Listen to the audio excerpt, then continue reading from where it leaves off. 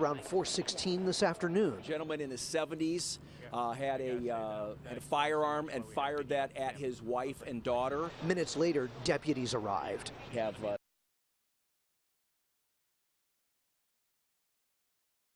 Who worked there.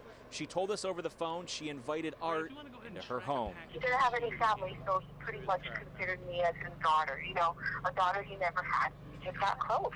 She did not want us to use her real name, but says just last week he received what he called devastating news. He sent the final notice that his wife was going to have the whole house. A certain amount was going to be taken out of his pension. Now, Art's roommate said there was no indication that he was going or had any intention of coming to this house at all today. And his last words to her, she says, was over the phone today and said that he had taken out the dog and she didn't have to worry about it. We're live in Lee County. Jim Spiewak, NBC2. The situation impacted a lot of people in this Gateway neighborhood today. Deputies told them stay away from the action, but some were able to catch bits and pieces of the scene unfolding in their community. NBC2's Kim Brown joins us now live in Gateway with their stories. Kim? Well, most of the neighbors have gone inside tonight, but earlier this street was much more active, and that's because people were out walking their dogs, kids were riding their bikes, all while deputies were putting the pieces together for this case. Inside their homes. Heard about 10 to 12 shots.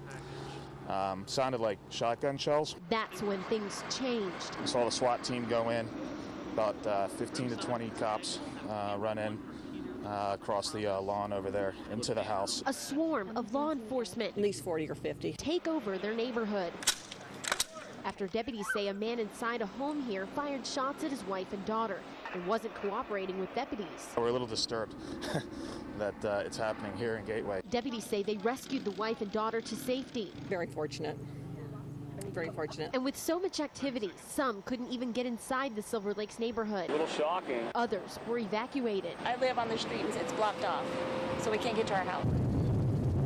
And then a fire, forcing more crews to head to the scene. Never saw this much activity in the 11 years I've lived in this community. Deputies say once it was out, they found a body and are continuing to investigate. And while it's safe for residents to come back, it's something they won't forget anytime soon. It's a tragedy for this neighborhood, for this community. Never thinking anything like this would ever happen.